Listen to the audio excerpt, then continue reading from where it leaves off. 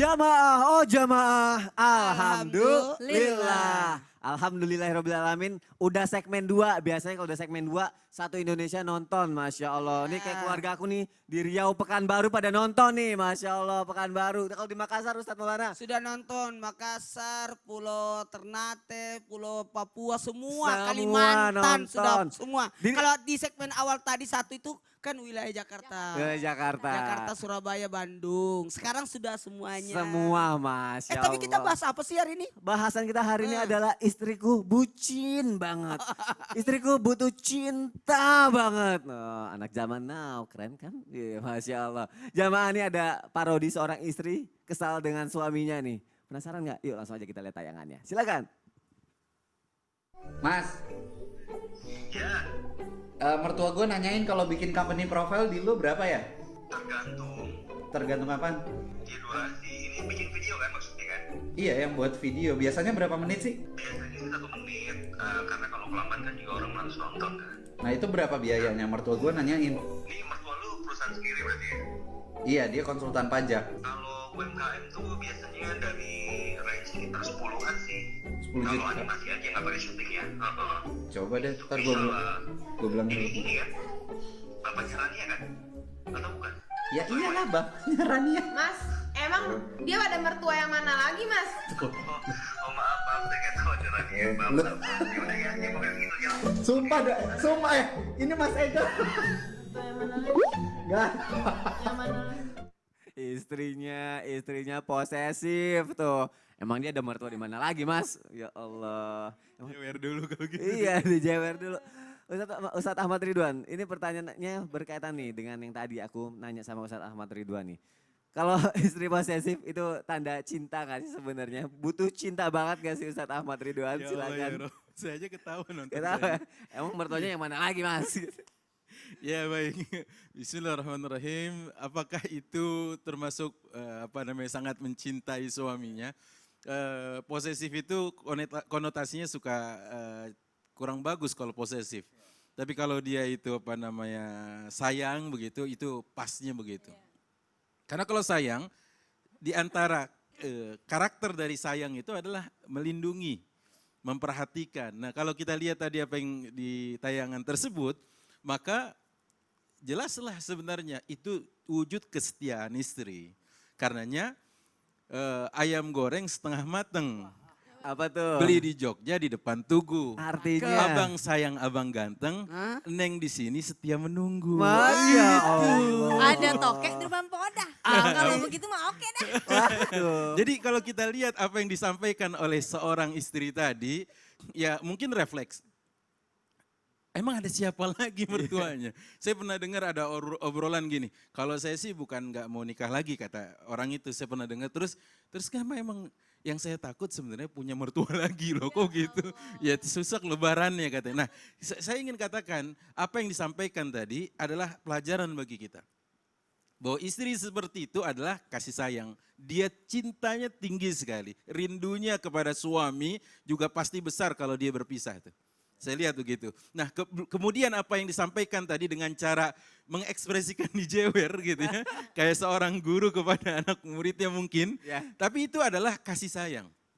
Gitu ya. Juga jeweran Guru sayang. juga guru kasih sayang. Enggak dia gini bahasa Betawi dipulir begitu, enggak digituin. Pasti cuma dikasih, jangan begitu ya nak. Nah sama ini adalah perhatian seorang istri kepada suaminya seperti itu. Dan itu juga suami tidak bermaksud apa-apa. Itu kan canda dari pihak ke sana. Dalam Islam tetap ada rambunya. Kalau saya lihat dari video itu, bagaimana seorang bercanda itu, wa inkana muhiqqa, kendati itu benar gitu ya. Walaupun dia maaf gitu, canda dia harus benar juga gitu. Artinya bagi kita semuanya, ini mohon maaf semuanya, ya berlebihan tidak boleh, kurang juga jangan. Gitu Ustaz. Itu kuncinya Makanya ternyata. ini untuk bucin tadi Bucin, ya. Jangan sampai berlebihan, tapi kurang jangan. Kullu ma tajawaza hadduhu in akasa ila dhiddihi. Segala sesuatu yang melampaui batasannya, kata Al-Ghazali dalam kitabnya, maka disampaikan kata beliau itu in akasa ila dhiddihi. Nanti akan berbalik menjadi lawannya. Kalau berlebihan. Makanya sayang ya itu menjadi kewajiban, cinta menjadi keharusan. Tapi posesif jangan. Kenapa? Karena konotasinya tadi kita katakan tidak baik, berlebihan. Nah itulah tadi karenanya kalau sayur kurang garam gimana? Hambar ya. Ya kalau kebanyakan garam, Asyik. darah tinggi. Oh ya, darah Kan tinggi, gitu ya. benar-benar. Sama kita bikin teh manis, kebanyakan gula juga bahaya, diabetes begitu. Iya, Maka saya sampaikan sekali lagi kepada semua yang bucin tadi, ya yang butuh cinta, ya sewajarnya. Rasulku telah mengajarkan bagaimana memberikan perhatian dengan sewajarnya di bawah naungan koridor Quran dan hadis Rasul Sallallahu Alaihi Wasallam. Tapi kalau ditanya tayangan video tadi gimana? Wajar itu. Wajar. Itu masih dalam taraf kewajaran. Cuma yang tadi menjadi sorotan kita adalah yang mencanda tadi itu. Ya. Sebenarnya juga dia mungkin ingin takkid dalam bahasa Arab. Apa yang dimaksud dengan takkid? Memastikan ya bapakmu mertua yang ini kan maksudnya gitu. Ya. Bukan ada mertua lain di sana. Bukan itu maksudnya. Allah alam bisawab. Berarti sebenarnya posesifnya bisa diganti sedikit protektif aja kali ya. Mungkin begitu, karena kalau posesif itu lebih ke arah konotasinya negatif, Iya, negatif karena dia ya. ingin memiliki dan enggan untuk ya nanti kalau kita bicara tentang itu Allah pemilik segalanya kayak Protektif gitu. kan berarti kan melindungi, Menjaga, cintanya ya, Ustaz. betul. Oh berarti Iya, nggak iya. boleh berlebihan jamaah, tapi Jangan. kurang juga jangan. Pokoknya yang pas-pas aja. Yang pas Masya aja. Allah. Takarannya baiknya berapa persen kira-kira? Berapa ya? 50 aja ya. Karena pertengahan kan. Karena pertengahan, Pertengahan, baik. gitu. Masya Allah tuh, ingat tuh buat yang bucin-bucin di rumah, pokoknya jangan terlalu berlebihan lah, pokoknya santai-santai aja. Tapi tetap perhatiannya juga harus yang istimewa buat pasangannya. Masya Allah, sekarang aku mau ngejawab pertanyaan yang sudah masuk ke sosial media. Islam itu indah dan akan dijawab nih sama guru-guru kita. Aku bacain ya. Assalamualaikum Pak Ustadz. Waalaikumsalam warahmatullahi wabarakatuh. Saya baru aja nikah sama istri saya 3 bulan lamanya. Nah sejak menikah istri saya suka banget upload foto kita berdua. Kalau belanja bulanan update. Kalau saya masak diupdate. Kita lagi jalan-jalan diupdate. Saya lagi mesra-mesraan sama istri saya juga diupdate. Nah saya sebenarnya agak risih sama istri saya dikit-dikit update. Pernah saya tegur. Dia jangan dikit-dikit update dong gitu. Saya pengen kemesraan kita tuh cuma buat kita aja. Kata teman saya, istri saya update mulu tentang kita. Soalnya dia itu pengen nunjukin ke dunia bahwa dia milik saya dan bangga gitu. Emang iya Ustadz seperti itu? Ketika seorang istri update di sosial media pribadinya tentang suaminya merupakan bentuk perasaan bangga kepada pasangannya. Benar gak Ustadz Maulana? Iya baik. Silakan Ustadz. Izin Ustaz AR, Ustazah Lulu. Alhamdulillahirrahmanirrahim. Buat jamaah semua yang lagi nonton, lagi menggebu-gebu, lagi bahagia karena merasa atas apa yang dirasakan semoga bisa ibaratnya berbagi. Tapi tunggu dulu, hati-hati. Ketika seseorang mengupdate atau mensiarkan atau menginformasikan, ada memang sesuatu yang harus ditahan. Ini bentuk kebahagiaan silakan aja. Tapi lihat porsinya. Saya setuju tadi kata Ustaz AR, jangan berlebih. Karena kita kan umatan wasatan, pertengahan aja. Pertengahan, jangan berlebih, jangan juga berkurang. Cuma dalam hal ini, kenapa orang pengantin itu harus di-share, harus disampaikan supaya menghindari fitnah. Itu bentuk menghindari fitnah. Mensiarkan, memberikan informasi, mengundang, mengumumkan. Mungkin sekarang di zaman sekarang kan milenial sekarang kan ada namanya sosial media. Silakan saja, enggak apa-apa. Sepanjang rananya hanya menyampaikan. Tapi bukan untuk membuat orang iri. Surah Al-Falaq. Di akhirnya apa? Wa min syarri hasidin isa hasad. Jangan sampai ada yang hasad. Kita malah disuruh minta tolong kepada Allah supaya kita tidak terhindar dari orang-orang yang iri dan dengki. Hati-hati karena ada namanya penyakit ain. Yang mana setan nanti akan ibaratnya membawa foto itu, pandangan mata orang akan membuat jadi iri, sakit hati sehingga timbullah kedengkian sehingga merusak. Hati-hati. Hati-hati. Dan ini juga menjadi ujian. Hati-hati. Kalaupun dalam bentuk kata-kata Mas Soni tadi, apakah ini bentuk kesyukuran, kebanggaan? Bisa jadi iya. Cuma dalam hal ini, kesenangan yang senantiasa diluapkan ini, hati-hati kata Imam Al-Ghazali tadi disampaikan Ustaz Air tadi. Jangan sampai berbalik karena berlebihan. Makanya sadarkan, ingatkan, tuntun sesuai syariat. Ada memang yang bisa diposting, tapi ada memang tidak boleh diposting. contoh adegan-adegan sesuatu yang tidak pantas untuk Ya. dilihat.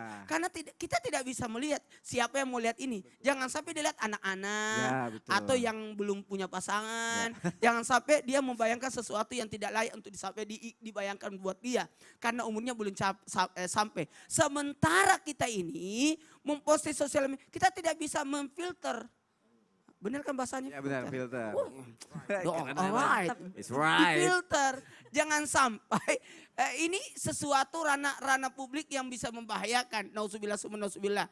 Maaf jamaah yang dimuliakan oleh Allah. Bukan berarti kita mengatur-atur. Tapi kan manusia itu hidup dalam aturan. Itu hidup dalam aturan agama. Itu hidup dalam aturan adat istiadat kewajaran dalam satu daerah. Ada juga yang namanya hidup dalam keadaan dalam ranah hukum. Ranah hukum jangan sampai ini bahaya. Nah, sekarang ada undang-undang ITE. Itu bahaya loh 5 tahun, 6 Ya. tahun. Hati-hati. Nah ini maaf ya silakan diposting. Karena sosial itu artinya semua orang nonton. Semua orang lihat, semua orang baca. Ya. Jadi hati-hati. Kalau memang mau privasi dan sebagainya simpan aja di memory card kita yang sendiri kita punya. Ya. Nanti kalau hati-hati jangan sampai juga bukan hanya penyakit ain. Bukan hanya memancing orang untuk melakukan kesalahan ataupun dosa yang membahayakan buat dia. Atau bisa jadi membahayakan untuk membayangkan sesuatu yang tidak pantas untuk dibayangkan. Apalagi ketika memposting itu apakah ini bentuk kebanggaan? Boleh saja. Tapi hati-hati. Kesyukuran itu memang harus ditampakkan. Diucapkan. Tapi ranah syukur itu jangan sampai membuat orang iri. Aduh enaknya makanan ini. Tapi orang lain Nggak bisa yang tidak makan. sempat makan. Aduh dalam masa pandemik seperti ini. Kasihan tidak ada empatinya. Cobalah lihat-lihat. Ini maaf ya kepada semuanya. Tanpa menggurui, hanya sekedar mengingatkan. Silahkan memposting. Tapi lihat apakah ini pantas. Ataukah tidak menyakiti. Atau tidak membuat orang iri. Masya Allah, jadi boleh posting yang penting jangan sampai Boleh. ngebuat orang jadi berbuat dosa karena ngeliat foto kita ya. gitu. Masya Allah. Jazakallah khair Ustaz Iya. Maulana, Masya Allah. Baik jamaah terlepas dari itu ya berbahagialah seorang suami yang selalu dibangga-banggakan sama istrinya lah ya. Tapi jangan juga sampai akhirnya ketika dibanggakan istrinya jadi lupa ngasih perhatian dan kasih sayang tulus. Karena itu hadiah terindah buat istrinya dari seorang suami, Masya Allah. Baik jamaah kalau tadi sudah curhatannya ke media sosial melalui Instagram, sekarang ada yang mau langsung curhat online, Masya Allah. Langsung aja, Assalamualaikum warahmatullahi wabarakatuh. Waalaikumsalam Ustazah, Mas Soni. Halo Ibu, silakan Bu. Ibu mau curhat apa sih Bu? Gini Mas Ustazah, kebetulan saya punya seorang kakak perempuan lagi sedang dalam masalah dengan anaknya. Permulanya sih memang kakak saya ini terhitung bukanlah seperti wanita yang sempurna di mata anak-anaknya. Karena dia tuh selalu dalam berbicara, dalam hal apapun selalu ditambahkan dengan kebohongan-kebohongan. Nah, kita keluarga semua udah tahu sifat seperti kakak saya itu dan sudah tahu lah. Bahkan anak-anaknya pun sudah tahu banyaklah sifat orang tuanya seperti itu. Cuman permasalahannya si orang tua ini kan kebetulan dia sudah lanjut usia ya sudah 60 tahun dan sudah tidak ada suami. Nah, tidak ada suami. Jadi dia tuh menafkahi anak-anaknya tuh dari keenam anaknya itu benar-benar dialah yang berjuang sampai dia menjadi TKW di Arab Saudi 12 tahun. Kemudian dia pulang ke Indonesia ini baru 3 tahun Ustaz. Tapi sepulangnya dia di Indonesia 3 tahun ini anak-anaknya itu memperlakukan dia seperti kata-katanya itu tidak wajar lah seperti kata-kata anak dengan ibunya. Lebih banyak kayak meledek dan sebagainya seolah-olah tuh kebohongan orang tuanya tuh terus-terusan gitu ini diingat oleh anak-anaknya. Sementara orang tuanya itu ibu kakak saya ini pergi ke luar negeri itu benar-benar untuk membiayai anak sekolah. Alhamdulillah anak-anaknya sampai selesai sekolah. Dan sekarang kakak saya itu datang ke rumah dengan mengeluh kalau dia kan pulang dari Arab tuh ikut anaknya. Kebetulan anaknya punya usaha di rumah. Dan dia capek lah bekerja di kerjaan rumah itu. Sampai dia akhirnya mengeluh sama saya bahwa dia capek dan sebagainya. kemudian saya nih diamanatkan oleh kakak saya untuk menyampaikan hal itu kepada anak-anaknya nih, bahwa ibunya tuh udah capek, udah males lah kerjaan rumah dan sebagainya. Namun di hal ini anaknya tuh salah tanggap. Seolah-olah anak tuh, orang tua tuh seolah-olah membuka aib lah segala macam, yang pada akhirnya ada perseteruan lah antara dua belah pihak keluarga itu, anak dan ibu. Akhirnya ibunya lah ninggalin rumah, Ustadz, ninggalin rumah, ngontrak di rumah. Nah, ibunya ini berharap sekali anaknya tuh bisa minta maaf sama dia, karena biar bagaimanapun seorang ibu kan sudah semaksimal mungkin berusaha untuk anaknya. Nah, yang ingin saya tanyakan, seperti apa sih dalam Al-Quran kedudukan seorang ibu yang membesarkan anaknya sendiri, terus ya memang dibumbui dengan kebohongan-kebohongan, misalkan sedia berhutang tanpa setahu anak dan sebagainya. Yang saya ingin tanyakan itu kedudukannya seperti apa sih seorang ibu yang membesarkan anaknya dengan kondisi seperti itu. Mohon penjelasannya, Ustadz. Baik Itu aja. Ibu, terima kasih Bu, bagus sekali pertanyaannya. Kalau gitu langsung dijawab sama guru kita Ustazah Lulu, silakan Ustazah. Iya, Masya Allah ya. Mudah-mudahan Allah memberikan kemudahan untuk urusan bunda dan anaknya agar bisa kembali damai ya.